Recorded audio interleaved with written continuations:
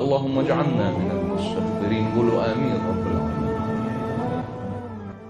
ترى كثير من الشباب ما يعرف قصة السيدة رقية. يمكن إذا أسولف لك قصتها الآن ما تمتلك دموعك. قصة السيدة رقية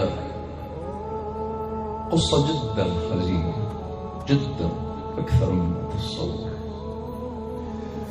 السيدة رقية والدها هو الحسين بن علي، وأمها أم إسحاق. السيدة رقية فقدت أمها بعد سنة من عمرها سنة ورحلت أمها. منو كفلها؟ اتكفلتها عمتها زينب عليها السلام.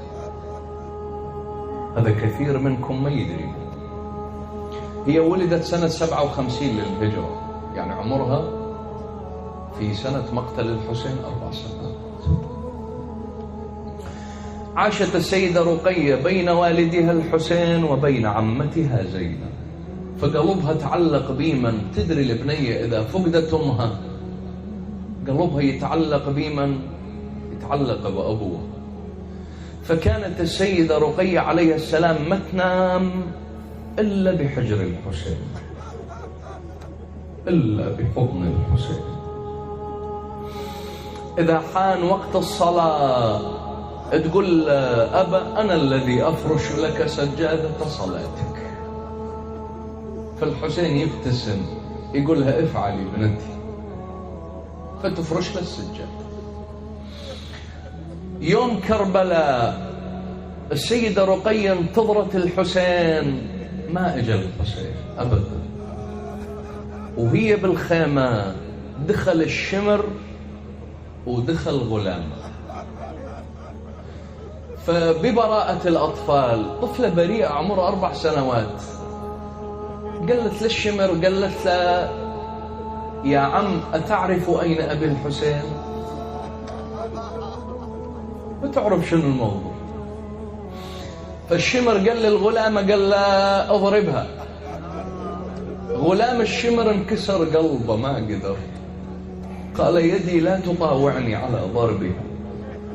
فالشمر ضربها بيده، ضربها ونحاها.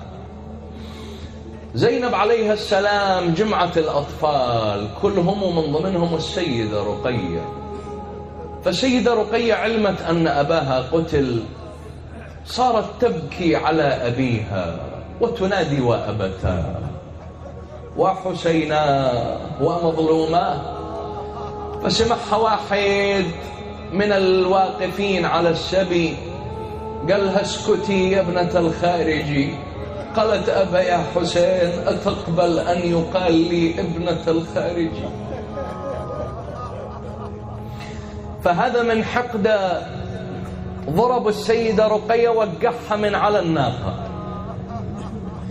من وقعت من على الناقة رأس الحسين غرس في التراب، توقف. يريد يحركون الرأس ما تحرك.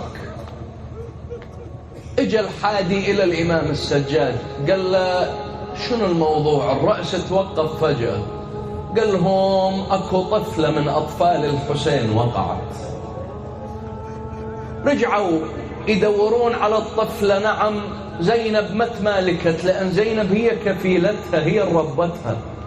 نزلت زينب من على الناقة وظلت تدور على السيدة رقية، لقتها بالتراب، حملتها إلى أن وصلوا إلى الشام. مرت بكل المآسي السيدة رقية، مآسي الكوفة، وقعدتهم بالكوفة.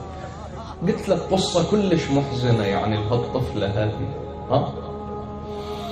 طفلة أول سنة من عمرها راحت أمها، ورا 3 سنوات راح أبوها. فمن وصلوا للشام نزلوا بالخريبة، نزلوهم بخريبة الشام. السيدة رقية ما وقفت بكائها على الحسين، ظلت تبكي على الحسين. دخلوا إلى قصر يزيد هي تبكي. يزيد سأل قال لهم شنو الموضوع؟ قالوا له أكو طفلة للحسين تبكي أباها الحسين. قال لهم بسيطة، أخذوا لها رأس أبوها الحسين شوف القساوة، غطوه بمنديله وودوا له إياه. زين سؤال يا مؤمن يا موالي، أنت عندك فكرة عن صفة رأس الحسين شلون كان؟ رأس الحسين مضروب على جبهته 12 ضربة، ضرب الشمر. وبالرواية أنه ابن زياد ضرب أسنان الحسين بالقضيب، كسر أسنان الحسين. فيعني صفة الرأس كانت مؤلمة جدا. أخذوا لها الرأس مغطى بمنديل. ببراءة الأطفال سألتهم، قالت لهم أنا لا أريد طعام، أنا ما طلب الطعام حتى تجيبوا لي طعام، أنا أريد أبويا الحسين. قالوا أباك الحسين تحت المنديل. فلما رفعت المنديل نظرت وإذا هذا رأس الحسين عليه السلام. قالت يا أبتاه غيبوك عني طويلا وجاءوا بك مذبوحا.